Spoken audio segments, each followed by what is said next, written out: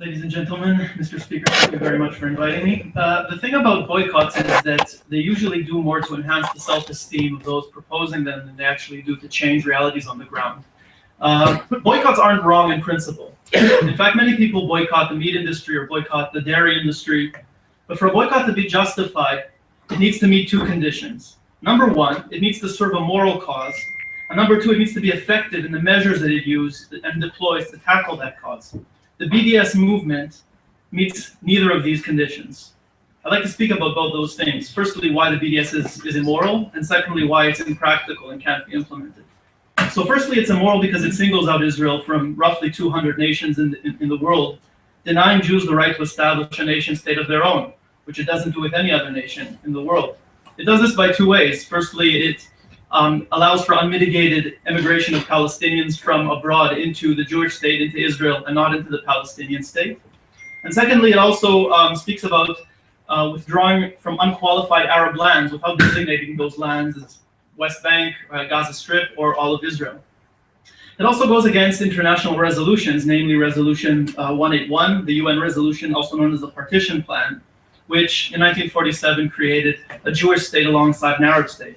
So I imagine you'll hear a lot inside opposition about international law and international norms, but of course they will decide to quote those norms and laws selectively when they speak about them. But BDS is also impractical. Back in 1937, the British government understood, as far back as 1937 through the Peel Commission, they understood that the aspirations of the Jews and the Arabs living in mandatory Palestine were mutually exclusive. The Jews wanted to found a state which had relations to the Western world and the United States, which culture would be a Jewish, influenced by Jewish culture, and the language would be Hebrew. The Palestinians living in the land wanted to form an Arab state with bonds to the Arab nations, whose language would be Arabic, and with ties to the Arab world. These two demands and these two needs couldn't live together. This is true today as much as it's, I'll take you in 1 second. This is true today as much as it was back in 1937. Yes? Why is it not possible to have two state languages and have a multicultural society? Well, Israel, in fact, does have two state languages, and it does have a very multicultural society where Arabs and Jews partake in all walks of life, in law, in sports, in culture. So it's definitely possible. Ladies and gentlemen, it's no coincidence that on the side of the opposition today, neither of the speakers are Palestinians. And it's no coincidence that the BDS movement was launched 10 years ago in Toronto and not in Ramallah or Jerusalem or any other city that has Palestinian populations. The BDS movement is to a large extent detached from the realities and from the daily needs, both economic and political, of Palestinians living in their land, and goes against their experiences. As far back as 1993, I'm sorry, I can't take you. As far back as 1993, the PLO, the representative body representing Palestinians, acknowledged the state of Israel through the Oslo Accords, a state to live side by side with the future Palestinian state. The Paris Protocols, signed the following year in 1994, outlined the economic, the tax, the bonds in economic fields, taxation, work, labor, agriculture, etc. Today, there are 58,000 Palestinians from the West Bank who have regular permits to work in Israel and enter Israel every day. There's an additional 25,000 who work in the settlements in the West Bank. These people aren't boycotting Israel because they know that their livelihood, and the livelihood, in fact, of Palestinian economy, is dependent on close economic ties with Israel. Just 6 months ago, the Palestinian leader, President Mahmoud Abbas, who met with members of the Meretz Party on the left, spoke out clearly in August against the BDS movement, saying, we oppose, and I quote, we oppose the demand to boycott Israel. We only support boycott of settlements because we recognize that the state of Israel, that we maintain ties with the state of Israel and cooperate in security. The BDS movement doesn't make the distinction that President Abbas makes between Israel proper and the West Bank.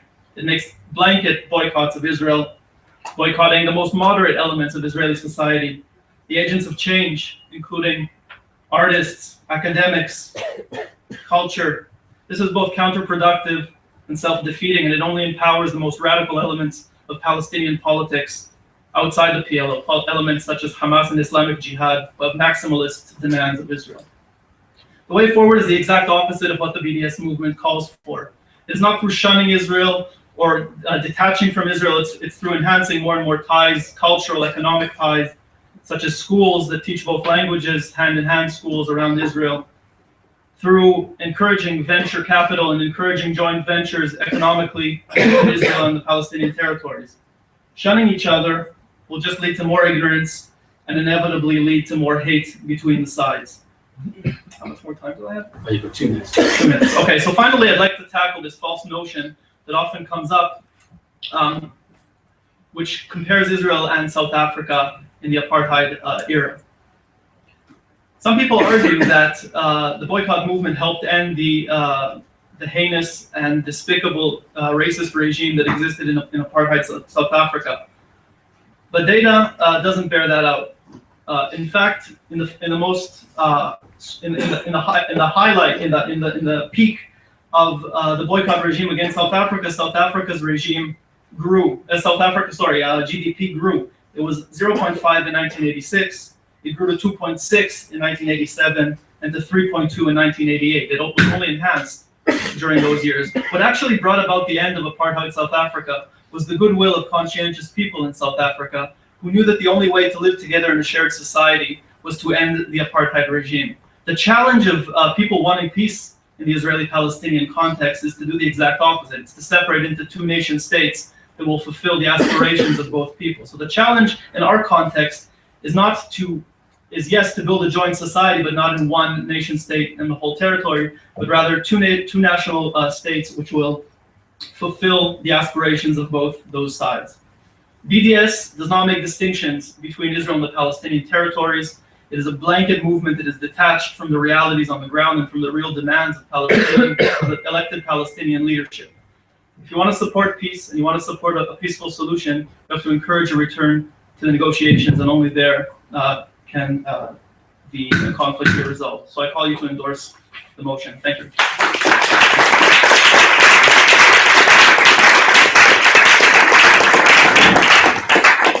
I'd like to thank our first proposition speaker for that very fine opening speech and invite his counterpart on the opposition side, Mr. Arthur Goodman, to open the opposition arguments.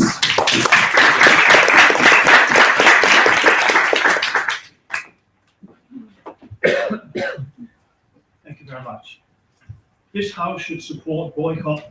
This House should support boycott, divestment, and sanctions as a peaceful, non-violent means of exercising pressure on Israel to end its occupation of Palestinian land and accept the creation of the State of Palestine in accordance with international law. Israel is a legitimate state, but only within the 1967 borders. The Palestinian people have an inalienable right to self-determination in the rest of Palestine, which is now occupied by Israel. All the Israeli settlements in the occupied Palestinian territories and all Israeli mineral extraction in them are illegal in international law. You are entitled to ask why pressure on Israel is necessary. There are 2 reasons. Firstly, it is painfully obvious that Israel will not give up the occupied territories unless it has to. Over 48 years, a succession of Israeli governments has created and expanded settlements, now housing some 600,000 Jewish Israelis in East Jerusalem and the West Bank, at a cost of billions. On that point, sir, Sorry. can I ask a That's a question? good question. You can accept or deny. I'll deny. No one except the insanely perverse would do that unless they really, really wanted to keep large parts of that land. There were only 2 exceptions. You mentioned that Israel does not want to put out the settlements itself, but in 2005 Israel put out the Gaza Strip, which only resulted in more violence. So what do you have to say? Well, that was actually a deal between Sharon and President Bush, in which Sharon hoped that by, and this was actually confirmed by his assistant vice chancellor, that by pulling out of Gaza and pulling out of 2 small settlements in the northern West Bank, President Bush would agree that Israel could keep the large settlement blocks near the Green Line without giving anything back in return. So that was the reason for that. But whatever Well, I'd like to carry on. Yeah, you can offer. No one except the insanely perverse would do that unless they really, really wanted to keep large parts of the land.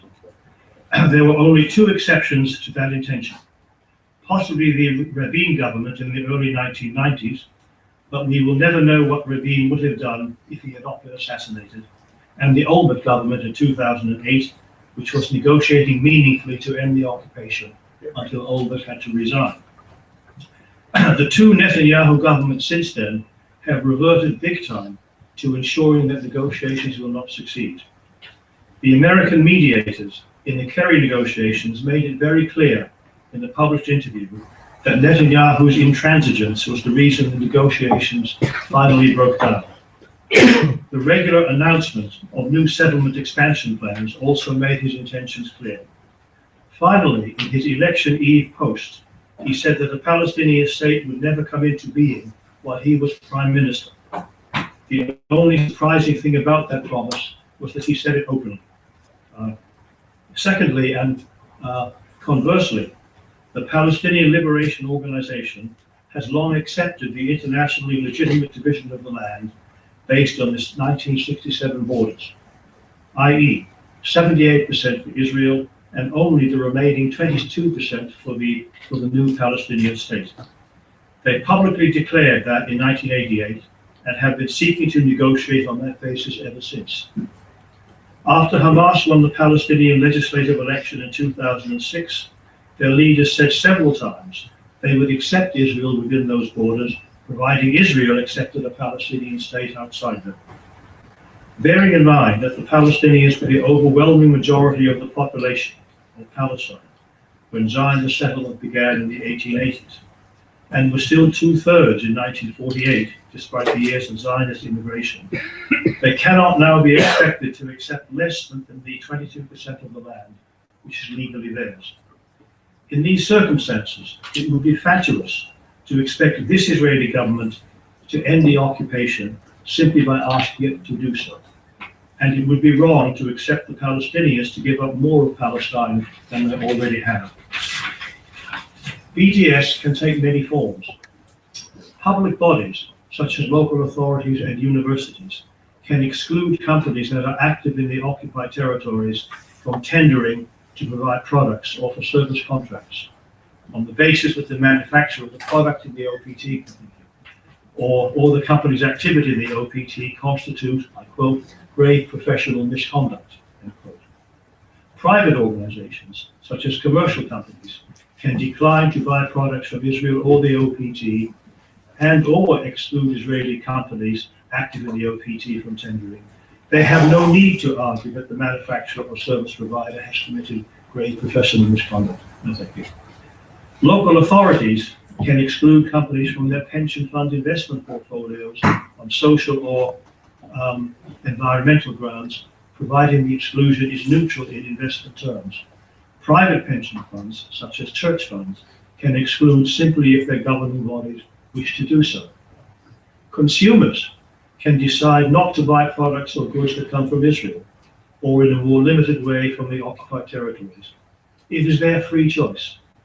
The European Commission has recently restated European Union policy that member states should insist that all produce and goods from Israeli settlements be labeled as such and not labeled as coming from Israel. And it's a question of protecting the consumer's right to decide whether to buy goods coming from any particular place. The Israeli government claims that BDS is an attempt to delegitimize Israel. That is a vague formulation, but I suppose it means that BDS tries to create the impression that Israel is not a legitimate state, and then by extension, that BDS is somehow anti-Semitic. Both claims are clearly ludicrous. Israel is a recognized legitimate state within the 1967 borders. Decisions by organizations and people to apply BDS because of the Israeli occupation cannot change that. They quite properly express their disapproval of the occupation and their right to take such action as they legally can, not somehow to make Israel disappear.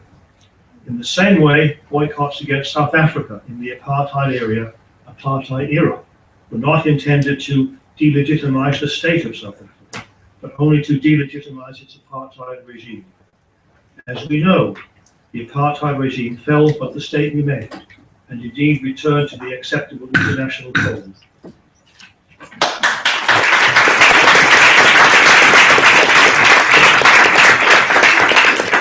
thank you to our first excellent opposition speaker. I'd like to highlight a couple of things at this point.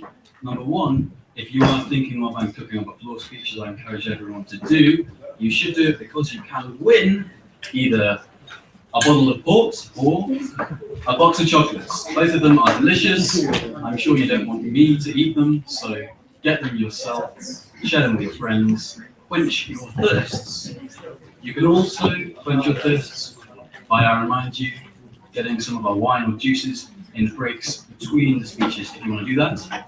And it looks like someone's doing that now, by only one person. So with no further ado, can I invite our second proposition speaker to take the floor.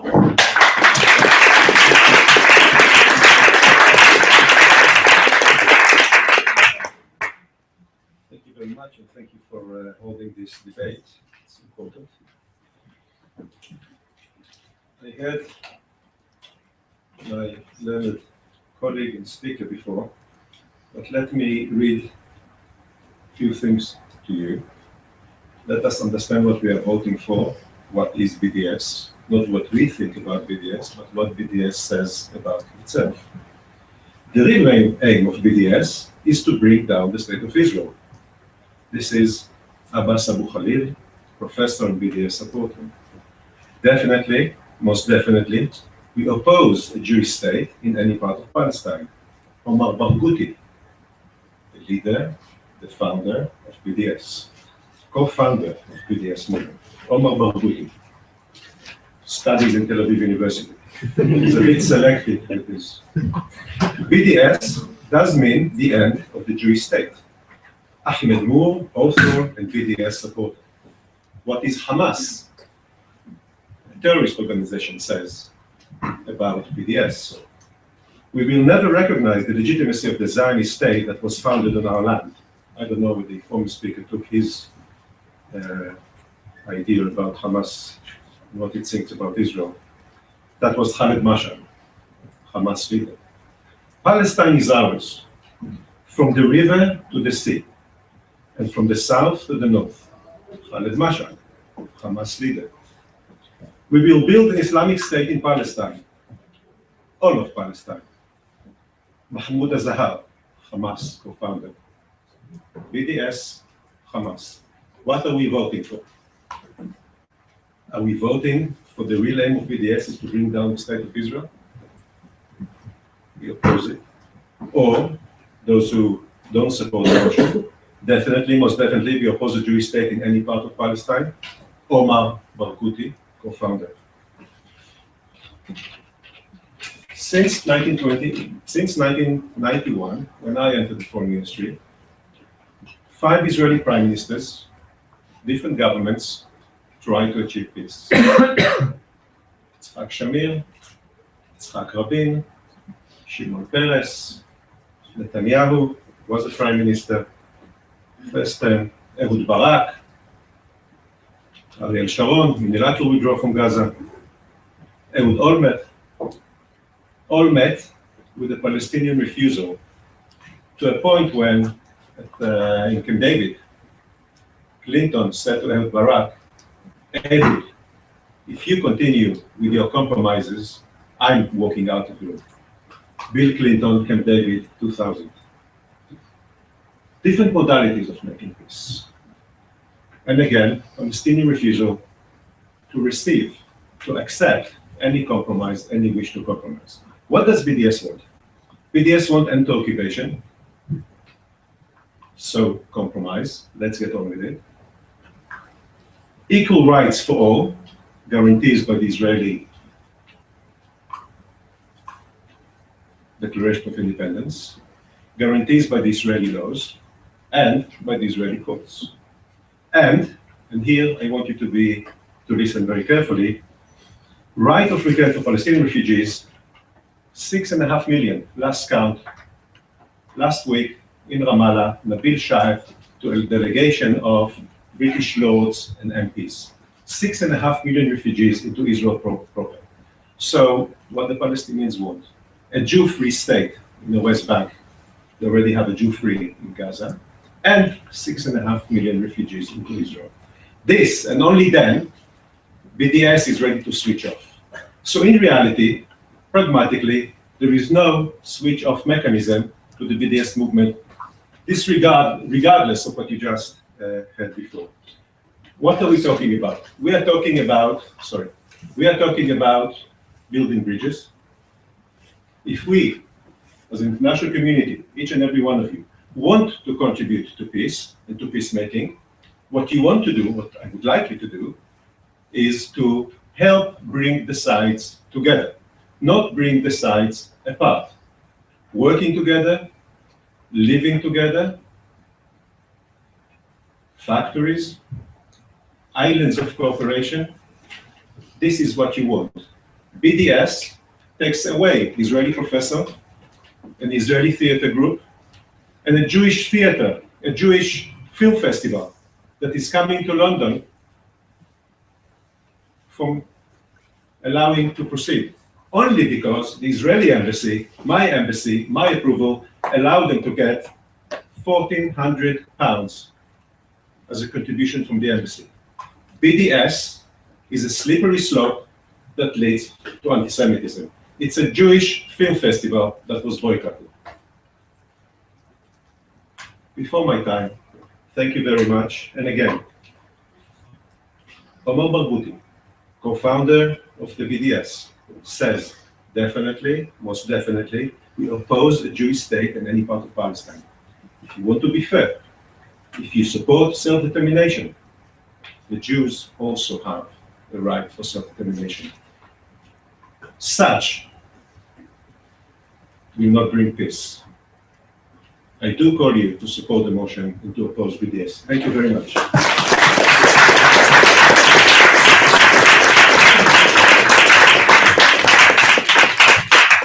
Thank you there to our second proposition speaker.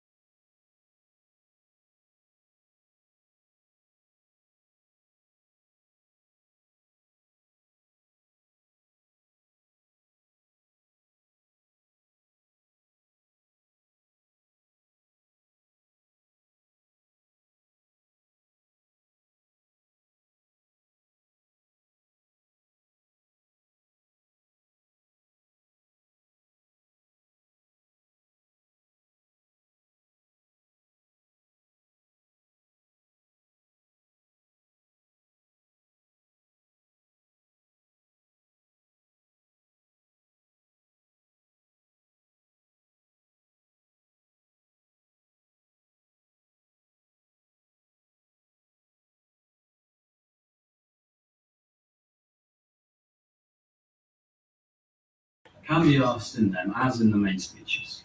When we get to 30 seconds into your floor speech, we'll bang once, and then questions can be asked. When we get to 2 minutes, 30 seconds, we'll bang once again. No more questions, please. At 3 minutes, we'll bang twice, and that's your signal to wind up your speech. It doesn't have to be 3 minutes long. If you just have a little thing to say and don't think you can spin it out into a speech, that is completely fine. But remember that if you have something in you, you should be putting it out there, because you should want chocolate or port. They are really, really good. Now, there are 3 positions you can make a floor speech in. You can make a floor speech in proposition. We've just seen 2 proposition speakers telling you why they oppose the BDS movement. You can make a floor speech in opposition. We've just seen 2 main speakers saying why they are for the BDS movement. Or you can make a floor speech in abstention. You can be making it clear that you aren't certain, or you can just be wanting to get a fact or an opinion out there without taking an explicitly political standpoint. So I'll go through those in order. I hope I can get in a couple or 3 rounds. So, who would want to give a floor speech in proposition to this motion? Who does oppose the boycott, divest, sanctions movement? Looks like someone was a little uncertain there, but just has their hand up for a while. So can I get you in the grey shirt down here, please?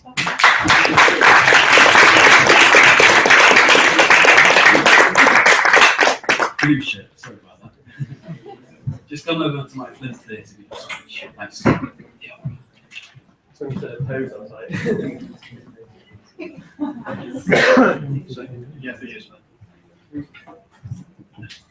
Hi, I'm Dan. I'm a former JSOC Jewish Society president and a founder of the UCL Friends of Israel Society and the Pinsker Center for Zionist Education. I just want to make a few points in opposition to the BDS movement. One, the opposition to this motion said that, it could work. Only 5% of Israeli exports are actually the end product, like fruit or vegetables, stuff like that. The chips in your phone, you probably heard this all before, or the medicine you probably use, loads of that is Israeli. How can you boycott that? Only 5% of the exports you can actually target. Is that going to really hit Israel's economy that hard? Even if you think BDS is the right, no thank you. Even if you think BDS is the right way forward, no thank you. I don't have that much time. If you think BDS is the right way forward, how can it even work if you can only target 5%? Another point that the opposition didn't fail to distinguish between is why Israel and why not other countries? Like Saudi Arabia actually practice apartheid against women. In Lebanon, if you're Palestinian, there's about 60 jobs you can't actually do just for being Palestinian. They didn't mention this. They only target one state, Israel, the Jewish state, yet again. And people say, oh, it's an ally. Well, we have no thank you. We have lots of allies. Pakistan is an ally. If you're an Ahmadiyya Muslim there, you're not even treated as Muslim. Treatment of women in Pakistan is not great either. And that's just one example of many. Again, Saudi Arabia, apparently one of our great allies. And the last point, again, as our proposition highlighted, is that Abbas and the PLO reject BDS. They don't want it. They want to cooperate with Israel. They have to on trade, economics, arrangements. And if you boycott Israel, Israel provides 80% of Gaza's electricity. Should we boycott Israel and stop supplying Gaza electricity? It's just not practical. Economic cooperation is what's really going to make a peace between Israel and Palestine and help make a 2-state solution.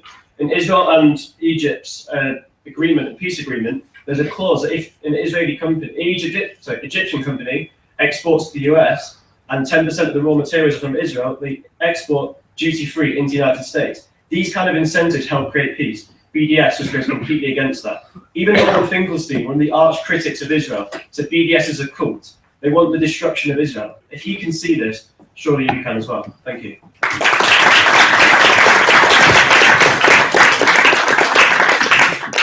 Thanks for our very fine and wine-thirsty first proposition floor speech. Now, can I get someone who wants to give an opposition floor speech? Someone in favour of the BDS movement? It looks like I have a hand there. If during these speeches other people want to cook them up, be sure that I will go another round so other people will have an opportunity. But I have a hand there in the scarf and black jacket. Please come down.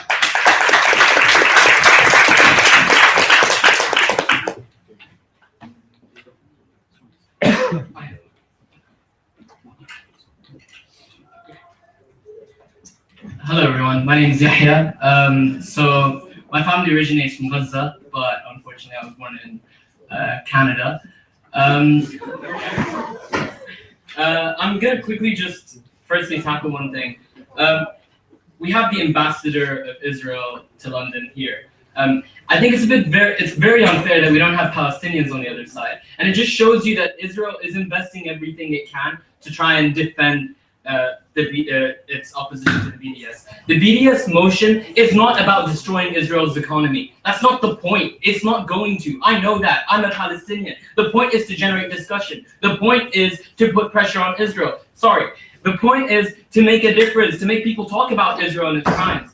The point is not to pressure Israel to, the point is not to make Israel flop its economy and then suddenly get destroyed or something. That's not the point. The point is to generate discussion. The point is to get the sides on the table again. Now, I'm just going to read to you guys some of the discriminatory laws that the ambassador of Israel would never dare tell you guys about in Israel to Arab citizens. So in 1950, there was a law about confiscation of absentee landlord property. This law defines persons who were expelled, fled, or left the country after November the 29th, 1947, because that's when the conflict began, as absentee. Property belonging to absentees was placed under the control of the state of Israel, with a custodian for absentees' property. Another one, 1950, law of return. Now look at this one. This is the most hypocritical one out there. This allows every Jewish person to immigrate to Israel, and this extends to the children and grandchildren of Jews, as well as their spouses and the spouses of their children and grandchildren. And the flip side of this is that the rights of Palestinians who currently live in tents outside of the borders of Palestine and others to enter the state and become citizens, even if they were born in the area that is now the state of Israel. So we have Palestinians who were actually born in Jaffa, Lid, Akka, and they can't go back to Palestine. They're not allowed to, thanks to this 1950 law of return, which allows Jews who have claim to this land that was 3,000 years ago theirs, because they fled and were expelled or whatever it may that led them to go to Europe. They're allowed to come back, and their grandchildren are allowed to come back. 3,000 years later, Palestinians, 67 years later, can't. I find that extremely unjustified. Pressure needs to be applied on Israel. Israel needs to respond properly to these claims and not trying to oppose the BDS motion, but to actually sit down and I believe in international intervention, then something to do with the United Nations. They have to do something to actually intervene, because negotiations and peace talks are evidently not working. Since the Oslo Accords, the situation has only been getting worse for Palestinians, not better. Thank you.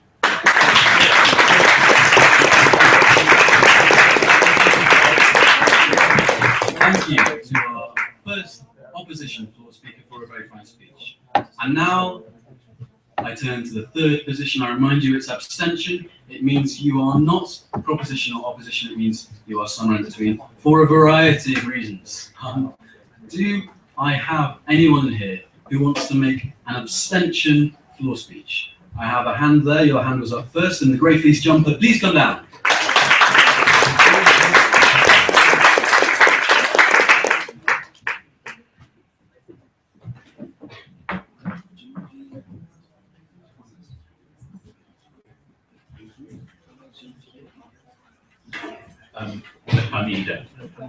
I apologise for being heavily dominated.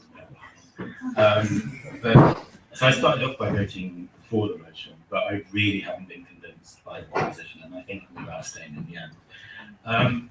The proposition have not put forward very good arguments. There have been suggestions that Netanyahu is somehow a peacemaker. He just really wants peace, and he really wants to go to the negotiating table.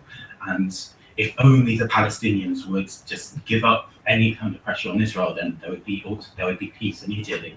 And but the fact is that the Israeli government's records with in terms of settlement, in terms of discriminatory laws against Arab citizens of Israel and against leftist NGOs, for example, the kind of badge law that's going through the Knesset at the moment, and they want to ban mosques from broadcasting calls for prayer, things like that.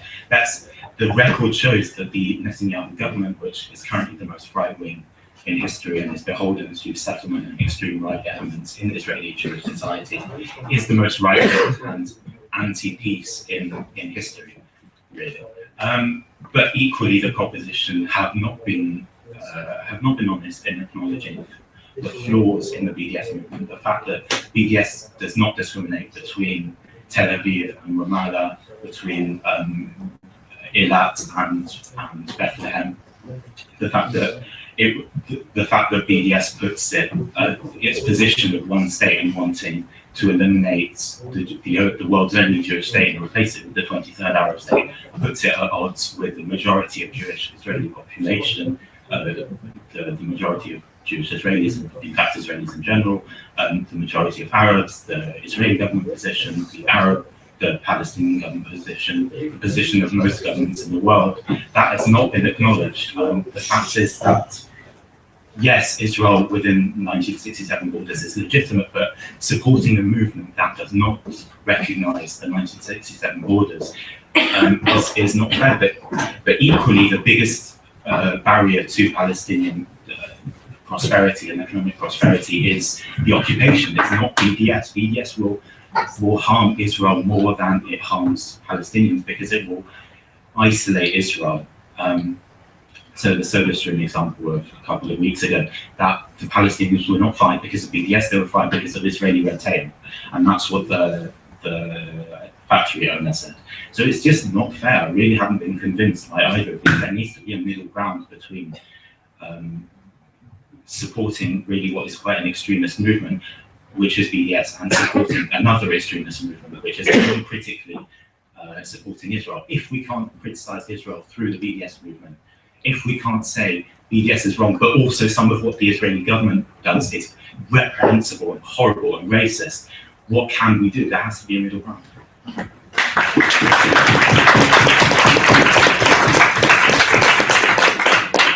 Thank you for our first abstention floor speaker with a very fine speech indeed. And can I now remind you that we're returning to the beginning. We're going to have another set of floor speeches in proposition, opposition, and abstention. First, let me get a cup of wine for myself. Thank you. You to wet the whistle. I think there's interest already, even before I've said what I'm going for. So, can I get a second proposition floor speech? Looks like I have two hands. I'm going to need to randomly select if I can pick another one of you next. But can I have you in the dark grey hoodie? Please come down.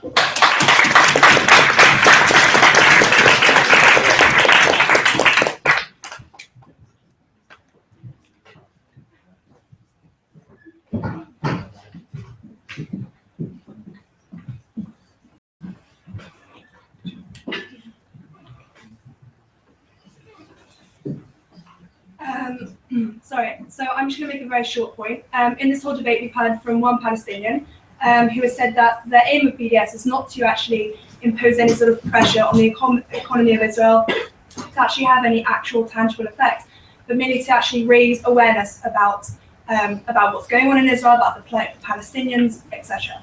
So I'd like to actually question the methods of BDS. Why such an aggressive stance? Why such a violent premise of a movement, of a stance? And actually, it builds into a lot of a lot of what goes on campus that we see. Israel Apartheid Week. Why Israel Apartheid Week and not Palestinian National Awareness Week?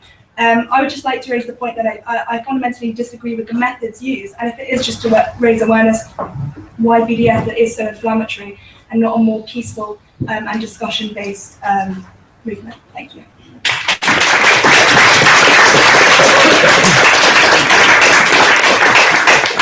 An excellent second proposition floor speech there.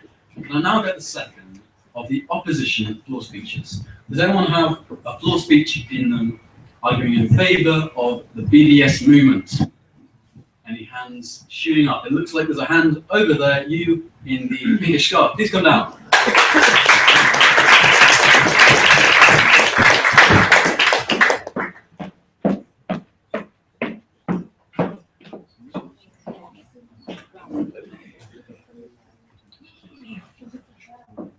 Hi, my name is Rowan. I'm Lebanese, but I come from, my grandfather's from Gaza, my grandmother's from Syria, so I'm kind of from all over the Levant area. Okay, So basically my little very short speech is, when you take away the rights, the basic human rights of the people in places like Gaza, in places like the West Bank, to a very large extent, when you build settlements on their land, when you besiege them, and do you really not expect any resistance whatsoever? We have been taught over and over again that violence, that violence is not the answer. Violence is not the solution, which is why we condemn organizations like Hamas and Hezbollah. But something as peaceful as BDS, just literally boycotting, using my rights in order not to deal with the state of Israel, that oppresses, that has committed crimes against humanity. Does that really make us violent? Is that violent?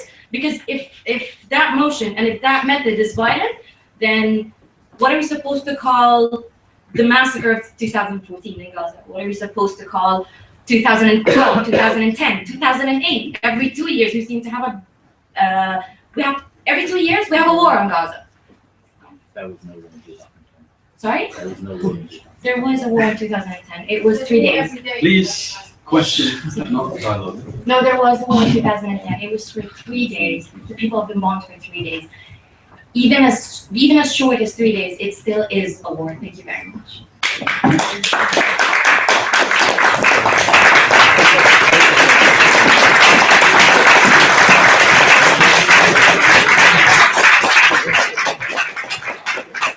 Sorry I didn't notice the end of that speech. I need to lay off the wine now. Stop. But that was a very fine second opposition speech. Can I now get a second abstention speech? Does anyone want to come down and speak neither for nor against this motion? Looks like I have a hand in the black jumper. Please come down and take your place.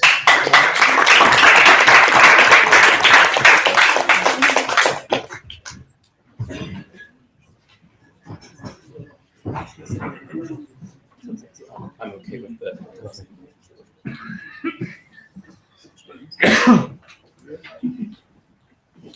Okay, I just have one or two things to say. Oh yeah, that's fine. Yeah. So first of all, thanks everyone that's spoken so far. This is an issue that I probably don't know enough about. I don't think anyone knows enough about it, but it's really interesting to hear both sides. I just want to bring up a number of points that were kind of raised. First of all, I want to take my cue from the first speaker from the proposition when he said that a boycott needs to be both moral and effective. So let's kind of have a look at whether or not this is actually true and whether or not we can dispute these premises in order to discern whether this is a good movement. First of all, whether it's immoral. So this depends entirely on your understanding about morality and whether or not it consists in absolute demands or whether it consists in gradations. But more importantly, right, the idea that morality is something that should be something that's absolute and only defined from one particular perspective is actually false. In general, the right does not equal what the state of affairs in a particular state is. It generally is more difficult to define than that. So maybe that's just one consideration we should make when we think about what is correct. And then the second point about efficacy, right? This idea that the movement is illegitimate because it's ineffective, and this is something that I think is really, really important. Because actually, I think that sometimes it's actually apt for people to be angry, and it's apt for people to be angry in a way that isn't particularly effective for them at achieving a certain aim. So a lot of this chat about whether or not it's effective at destabilizing the Israeli economy or something like that really kind of misses the point in my opinion, just because in general these movements don't have to be apt at, or particularly good at achieving some practical end. They can just be some sort of an articulation of frustration that these people actually do feel, which I think is actually a legitimate way to do this. But more importantly, it has happened quite often historically that people have used this idea of efficacy as a tool of silencing, right? The way that this usually happens is for example, women's rights movements being told that they shouldn't shout loud because they're sounding shrill, or things black people shouldn't rise up in the streets because they need to be just more moderate. We think that look, that's not the way to go about this, and that's not an effective way to say you shouldn't be talking or you shouldn't be making the points that you're making. But I realize at this point that I'm sounding more like an opposition speech, so maybe just some of the positive import or what I take from the other side as being sort of important, which is this. Look, even if it's legitimate for people to be angry, and I think it's probably a little bit intentional with my previous point to say that this anger shouldn't, in some sense, be tempered, because that's a difficult point to make. But like, even though it's appropriate for these people to be angry, and even though I like absolutely agree that they have justified reasons to be angry, I think that sometimes when people are angry, they get caught up in the rhetoric of we need to destroy a certain state, or we need to like appeal to some absolutist rhetoric of hate. And I think that that is like also equally a serious problem, not only because it equally just ends up being like hypocritical and double standarded, but also because it just means that it's ineffective for those individuals to do that when they could equally articulate the exact same anger in a way that is far more effective. So yeah, that's why I'm sort of in abstention on this.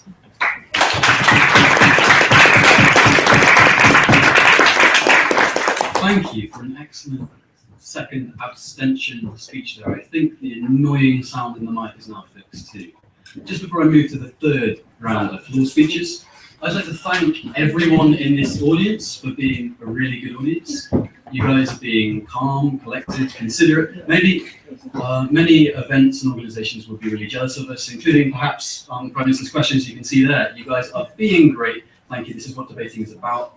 Considering things on the merits of the arguments and respecting what everyone says until you have your own moment to say stuff.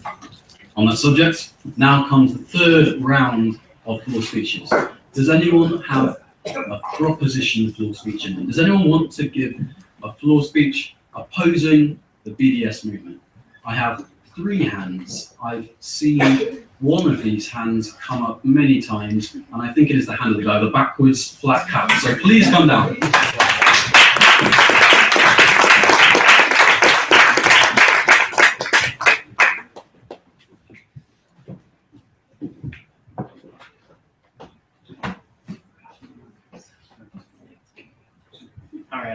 Hello everyone, my name is Ariel. I'd like to start by asking the audience a question. Do you want to see peace in the Middle East? In specifically the Arab-Israeli conflict, please raise your hand if you do want to see peace. And I think everyone really should raise their hand for this, because this is quite neutral. And I think another question I want to pose to the audience: do you think the two-state solution is the best way forward for peace? Please raise your hand if you think it is the best way forward for peace. Now, to me, I think I see the majority of hands go up. Now, I've heard the BDS movement, the opposition, say that the BDS movement is working. So now let me ask you the question: what exactly is it working for? Is it working for the peace that we all desire, or is it working against a peaceful resolution? Is the BDS movement working for negotiations, or is it in between and basically a building block to stop negotiations going forward? Now, people have mentioned negotiations and different peace agreements, and I will take everyone back to 2000. In 2000, the peace accord, Camp David peace accord, where Israel actually offered 97% of all Palestinian occupied lands back for a two-state solution with secure borders. Now, let me ask you this: what happened there was that the peace deal was rejected. Now, the only reasonable way forward is for Just one, this point has been coming up. There were 3 negotiations offered, yes, and all 3 times Palestinians said no, but they said no until boundaries are returned to the pre-1967 state, which means illegal settlements be dismantled. And yes, Prime Minister Netanyahu was offered negotiations, but has always said that dismantling illegal settlements is not an option, just to clarify that. Never said that. Okay, I'm going to bring up another point. It's important because this argument is good, but there's no need to lie. You can only speak if you offer a question. I'm going to bring up another argument that people often use in proposition for the motion. Now, negotiations can only be the way forward for peace. There has to be some kind of coming together of 2 people to align, to make way for 2 states and 2 peoples. Now, the BDS movement is essentially what it's doing is telling the Palestinian leadership that what you don't need negotiations. What you can do is rely on us, and we're going to go to the international community, and what we're going to do is we're going to get a state for you. You don't need to do anything. Now, my point is that right now the government is asking for negotiations without preconditions. Why isn't the Palestinian Authority coming to the table and negotiating with Israel? Surely there must be a negotiated peace.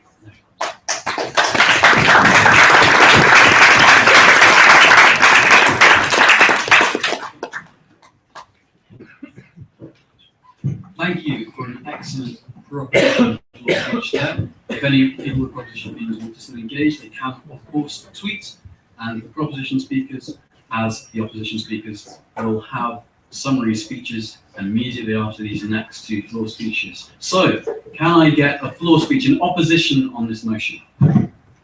Looks like a hand went up straight away there. Can I get the person at the back in the blue jacket? Please come back.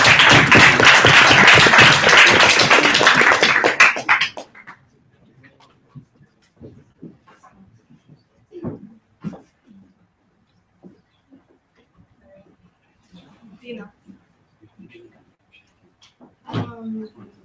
That's okay. Thank you. So good evening, everyone. I actually had no idea I was going to come today. I only found out about this event 2 hours ago, so I have not prepared anything. I just want to talk to you guys.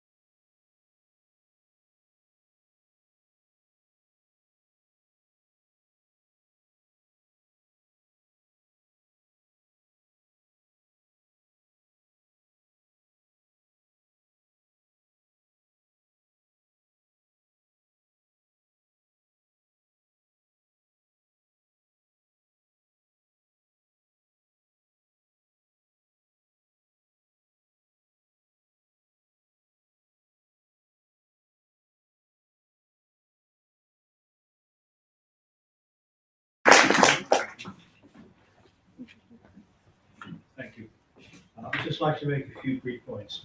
First of all, the Israeli deputy ambassador said that Israeli Arabs could serve in the IDF if they wanted to, and then they have the same chances to get positions at Haifa University and others. How cynical, how reprehensible.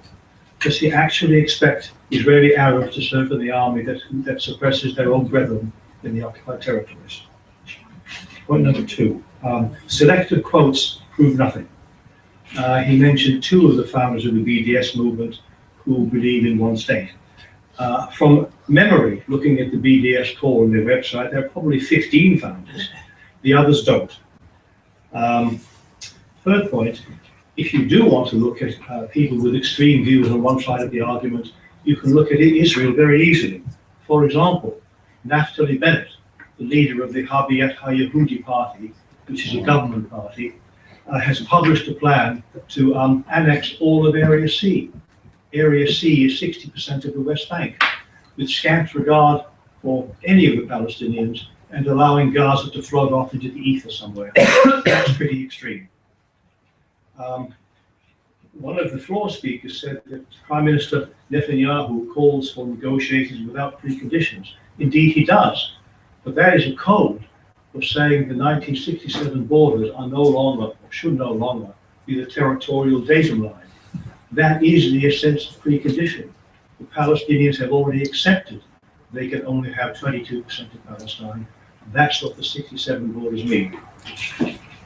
The final point is that BDS cannot seriously be considered to be anti-Semitic. It is an anti-Israel government policy, which has profoundly disenfranchised the Palestinian people over many years. Not all Jewish Israelis support that policy. Moreover, the Israeli government does not represent Jews who choose not to live in Israel, which, by the way, are more than half the Jews in the world. So however much Mr. Netanyahu claims otherwise, he can't change those things. Thank you.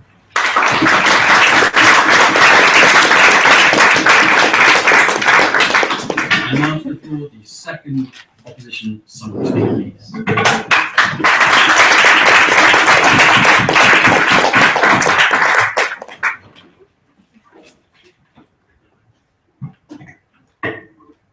Thank you. Just to echo some sentiments from the last floor speaker, is it necessary for you to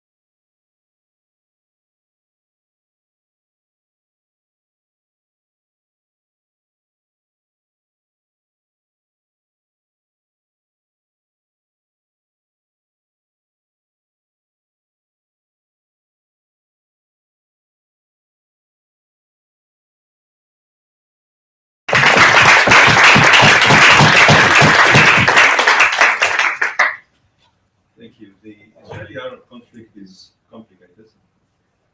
There's no scissors that you can take and cut and get a clear solution. Any solution that will come will be complicated.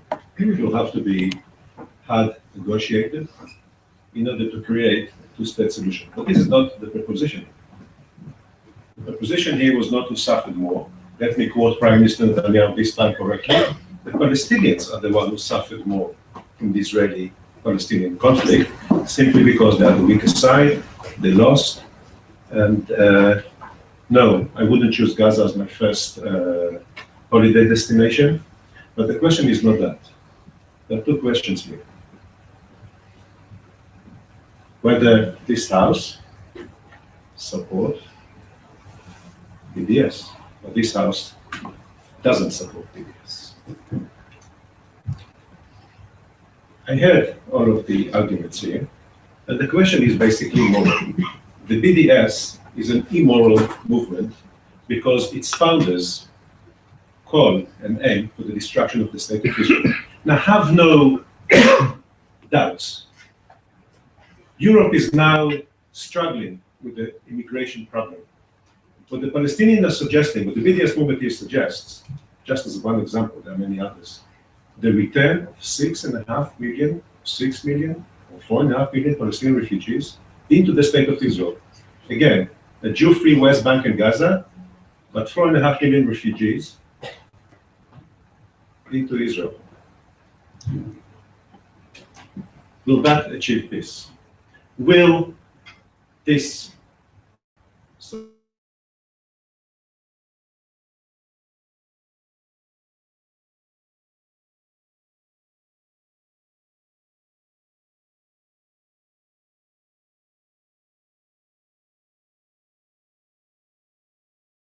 darker or no heavier than the tears of a Palestinian mother, and vice versa. And the question that we have to ask ourselves is, are we making a real difference? I haven't heard anybody here talks about what are the responsibilities of the Palestinian